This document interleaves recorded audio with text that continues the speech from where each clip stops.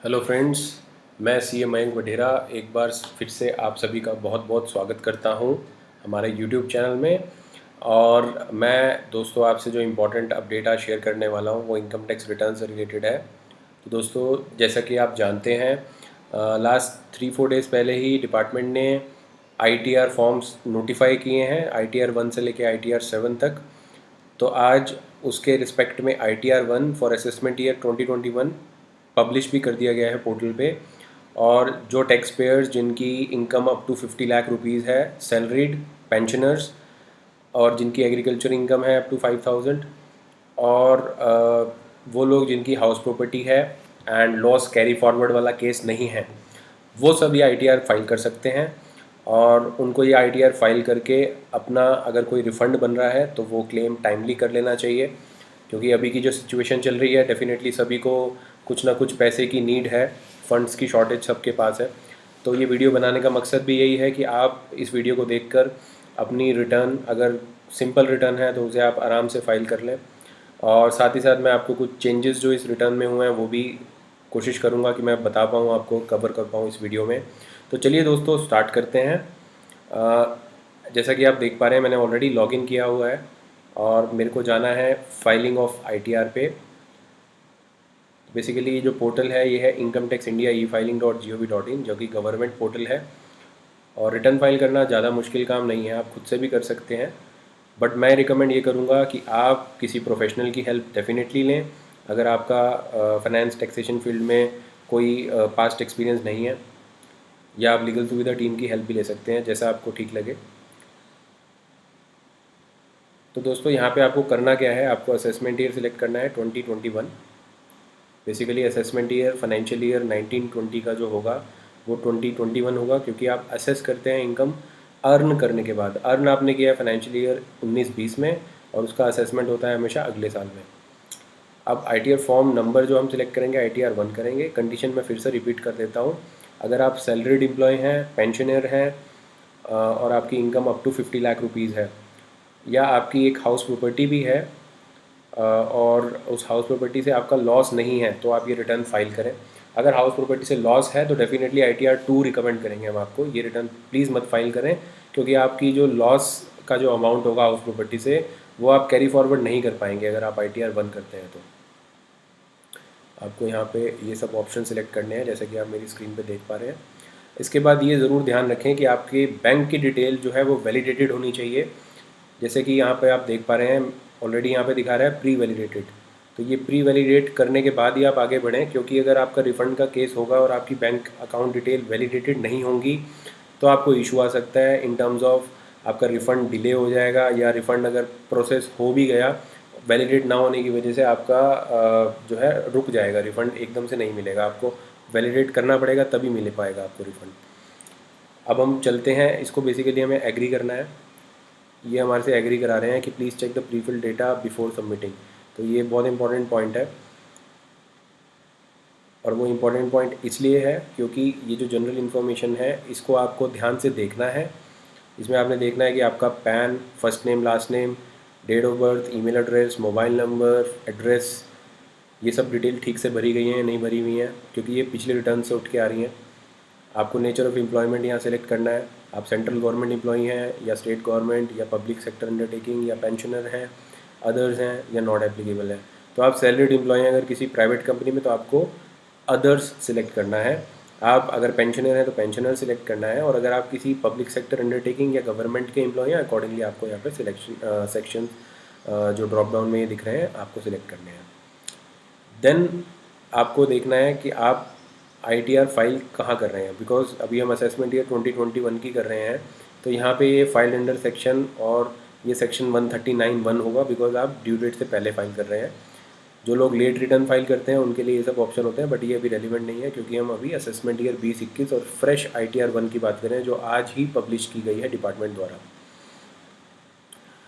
Then are you filing return of income under 7th proviso to section 139(1) but otherwise not required to furnish return of income? ये दोस्तों important change है। ये आपसे बोल रहा है कि 139(1) में एक प्रोविज़ो अभी जो इंसर्ट हुआ था रिसेंटली, 7th प्रोविज़ो, जो कहता है कि अगर आपके करंट अकाउंट में आपने जो अमाउंट डिपॉजिट किया है वो 1 करोड़ से ज़्यादा है, आपने कोई फ़ॉरेन ट्रैवल किया है, उस पे जो एक्सपेंडिचर हुआ है वो 2 लाख रुपए से ज़्यादा है। आपने कोई इलेक्ट्रिसिटी आपका जो कंजम्पशन है वो आपने जो खर्चा किया है उस पे वो 1 लाख रुपए से ज़्यादा है।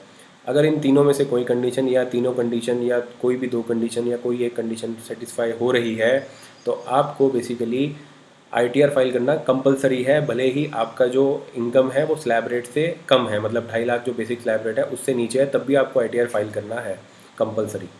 अब यहाँ पर जब ये बोल रहा है कि आप क्या इस रीज़न से फाइल कर रहे हैं तो अकॉर्डिंगली आपको यहाँ सिलेक्ट करना है हाँ या ना। अगर आप येस करते हैं तो आपको फिर यहाँ पे मेंशन करना होगा कि इन तीनों में से कौन सा रीज़न है, तीनों भी हो सकते हैं। और जब आप रीज़न मेंशन आप कहेंगे येस, सपोज 1 करोड़ से ज़्यादा है तो यहाँ पे अमाउंट भी मेंशन करना है आपको, तो ये ध्यान रखना है दोस्तों आपको। तो ये एक चेंज है जो पहले नहीं था रिटर्न में, अभी आया है। उसके अलावा कंप्यूटेशन वाले पार्ट पे अगर मैं आऊँ तो इसमें मेजरली ये सब चीज़ें वैसे की वैसे ही हैं।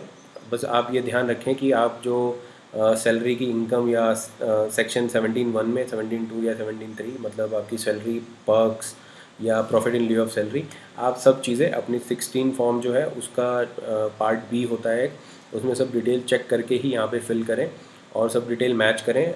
कुछ एग्जेम्प्ट अलाउंसेस जैसे कि एलटीसी और भी अन्य अलाउंसेस जो होती हैं आपकी, वो आप यहाँ पर सिलेक्ट करके आप मेंशन कर सकते हैं। ये सब वैसे का वैसा ही है, इसमें कोई चेंज नहीं हुआ है, तो मैं ज़्यादा डिस्कस नहीं करूँगा इसके बारे में। अगर आप पिछले सालों में रिटर्न फाइल करी है आपने अपनी तो डेफिनेटली आप अब भी कर पाएंगे।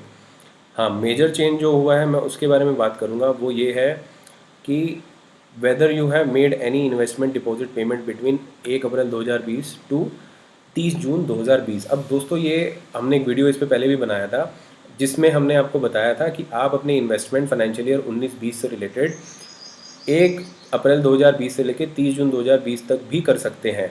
अब वो जो इन्वेस्टमेंट है बेसिकली आपका इंश्योरेंस है, लाइफ इंश्योरेंस है, या आपकी सपोज़ कोई इंस्टॉलमेंट थी प्रिंसिपल अमाउंट की हाउस लोन की, वो आपने डिले हो गई क्योंकि फंड्स की शॉर्टेज हो गई, आपने बाद में पे करी, उसकी भी कर सकते हैं। और भी कोई आपने अगर चैप्टर 6 से रिलेटेड खर्चा किया था फाइनेंशियल ईयर 19-20 का इस फर्स्ट क्वार्टर में 2020-21 के फर्स्ट क्वार्टर में, आप उसकी डिडक्शन ले सकते हैं। लेकिन आप डिडक्शन तब ले पाएंगे, पहले आपको यहाँ टोटल अमाउंट डालना होगा। सपोज़ यहाँ पे मैंने डाल दिया 1 लाख, और उस टोटल अमाउंट को डालने के बाद आपको यहाँ सिलेक्ट करना होगा कि क्या आपका इस पीरियड में कोई इन्वेस्टमेंट है, मतलब कि फाइनेंशियल ईयर ख़त्म होने के बाद वाला जो ये पीरियड यहाँ मेंशन है 1 अप्रैल 2020 से 30 जून 2020 आप करते हैं अगर हाँ, तो दोस्तों ये ज़रूर ध्यान रखें कि इसमें एक शेड्यूल है जो कि शेड्यूल DI करके है। 1 मिनट, ये रहा। तो ये शेड्यूल भरना मत भूलें, यहाँ पे डिटेल ज़रूर मेंशन करें। जैसे कि आप यहाँ देख पा रहे होंगे, क्योंकि मैंने यहाँ अमाउंट फिल किया था, अब ये मैंने 1 लाख किया था, बट ये बिकॉज मैंने ऊपर कोई इनकम मेंशन नहीं की तो मैक्सिमम जितना अमाउंट था उतना यहाँ डिडक्शन आ गया। मैं आपको दिखा देता हूँ कन्फ्यूजन अवॉइड करने के लिए। जैसे यहाँ पर इनकम थी 42,525, बट डिडक्शन 1 लाख लिख दी, तो मैक्सिमम इतनी ही डिडक्शन मिल सकती है, क्योंकि इनकम से ज़्यादा डिडक्शन तो नहीं मिल सकती हमें। तो ये बेसिकली अमाउंट हमें मेंशन करना है कि इस अमाउंट में से जो टोटल अमाउंट हमने मेंशन किया है उसमें से कितना अमाउंट हमने इस पीरियड में इन्वेस्ट किया है। क्योंकि ये 42,000 कुछ आ रहा है तो यहाँ प्रोपोर्शनेटली आएगा। अगर एग्जांपल मैं 1 लाख का रखता, सपोज़ यहाँ 1 लाख है, तो यहाँ पे मुझे अगर 20,000 मैंने इस फाइनेंशियल ईयर में करे हैं, इस पीरियड में करे हैं बेसिकली 1/4/2020 से 30/6/2020 तक, तो मुझे वो मेंशन करने हैं। सिमिलरली सारे जितने भी मैंने इन्वेस्टमेंट करे हैं सबका उनके अगेंस्ट मेरे को ऐसे लिखना है कि टोटल मैंने जो इन्वेस्ट किया वो मुझे लिखना है इस कॉलम 2 में, और ये कॉलम 3 में मेरे को वो लिखना है जो मैंने फाइनेंशियल ईयर ख़त्म होने के बाद इन्वेस्ट किया है। उसके बाद ये सब डिडक्शंस, तो ये तो हाउस मेडिकल इंश्योरेंस या फिर डोनेशन आपने कैश में कितनी की और अदर मोड से कितनी की, आपके पास सारी डिटेल होनी चाहिए। जिसको आपने डोनेट किया उनका पैन, उनका पूरा एड्रेस होना चाहिए, उनका नेम, पूरी डिटेल होनी चाहिए। सिमिलरली अगर आपने कोई साइंटिफिक रिसर्च के लिए किया तो वो होना चाहिए। तो मैं वापस आता हूँ कंप्यूटेशन ऑफ इनकम टैक्स पे।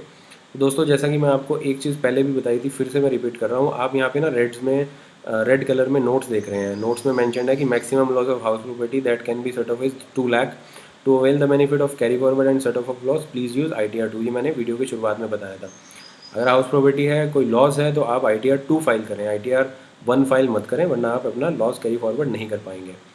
सिमिलरली अगर आपका ग्रॉस टोटल इनकम यहाँ पे नेगेटिव आ रहा है बिकॉज ऑफ से हाउस प्रॉपर्टी की वजह से ही, तो यहाँ पे अगेन यहाँ पे लिखा है कि to avail the benefit of carry forward and set off loss please use ITR 2। तो ये ध्यान रखें। टैक्स डिटेल ध्यान से देख लें कि आप ये रिफ्रेश ज़रूर कर लें एक बार, और आपका यहाँ पे जो अमाउंट है आप चेक कर लें कि 26 AS के हिसाब से प्रॉपरली यहाँ पे दिख रहा है या नहीं दिख रहा है।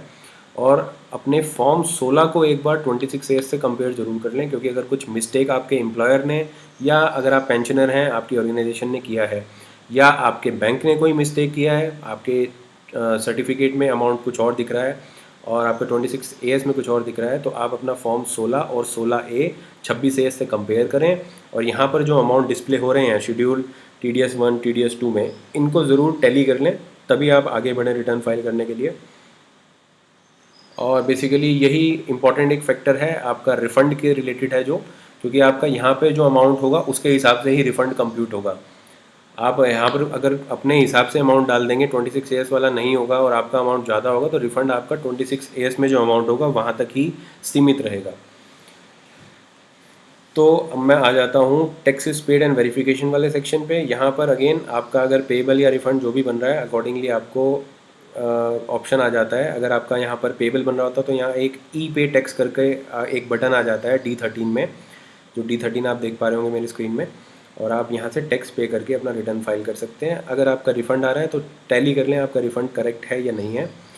मैं फिर से आपको कहूँगा, अगर आपका फाइनेंस टैक्सेशन रिलेटेड बैकग्राउंड नहीं है और आपने कभी ITR फाइल नहीं की है, डेफिनेटली बहुत इजी है रिटर्न फाइल करना। फिर भी मैं आपको रिकमेंड करूँगा आप किसी प्रोफेशनल की हेल्प लें, या आप लीगल सुविधा टीम से कांटेक्ट करें और इस रिटर्न को टाइमली फाइल करके अगर कोई रिफ़ंड बन रहा है तो अपना रिफ़ंड अवेल करें दोस्तों। तो ये सब सेक्शन आप यहाँ मेंशन फिल करके उसके बाद आपको यहाँ से वेरीफाई करना है रिटर्न को। वेरीफाई करने के लिए ये है कि आपका आधार लिंक्ड होना चाहिए, और आधार पे एक OTP आएगा। उस OTP को आप जैसे ही सबमिट करेंगे उस OTP के थ्रू, तो आपका रिटर्न सक्सेसफुली सबमिट हो जाएगा, एंड देन एक एक्नॉलेजमेंट जनरेट हो जाएगा, जो एक्नॉलेजमेंट को आप अपने पास रखेंगे। क्योंकि ई वेरिफिकेशन का अब मोड आपने अगर सिलेक्ट किया है तो आपको अपना एक्नॉलेजमेंट भी कहीं भेजने की ज़रूरत नहीं है। आप अगर अपने रिटर्न का स्टेटस चेक करना चाहते हैं तो आप रिटर्न फाइल करने के बाद यहाँ पर जाएं माय अकाउंट में, और व्यू ई फाइल रिटर्न में जाके आप यहाँ से इनकम टैक्स रिटर्न सेलेक्ट करके अपनी रिटर्न का स्टेटस भी चेक कर सकते हैं। ये स्टेटस यहाँ पे दिखता है। तो अकॉर्डिंगली जो भी आपका स्टेटस, जैसा भी आपने रिटर्न जब भी फाइल किया होगा, अकॉर्डिंगली आपका यहाँ पे प्रोसेस पेंडिंग अकॉर्डिंगली दिखता है। तो ये है दोस्तों ITR 1 की पूरी जो फाइलिंग की रिक्वायरमेंट है नए चेंजेस के हिसाब से। आपको कोई भी डाउट, क्लैरिफिकेशन, हेल्प, सपोर्ट चाहिए हो, आप लीगल सुविधा टीम से कांटेक्ट कर सकते हैं। मैं इस वीडियो में अपने अगर आप फेसबुक पे देख रहे हैं तो फर्स्ट कमेंट में ही मैं मेंशन कर दूंगा हमारी डिटेल्स। आपको कोई हेल्प चाहिए हो, कोई सपोर्ट चाहिए हो, तो आप डेफिनेटली कांटेक्ट करें। Thank you so much for all your love and support to team Legal Suvidha. Thank you दोस्तों।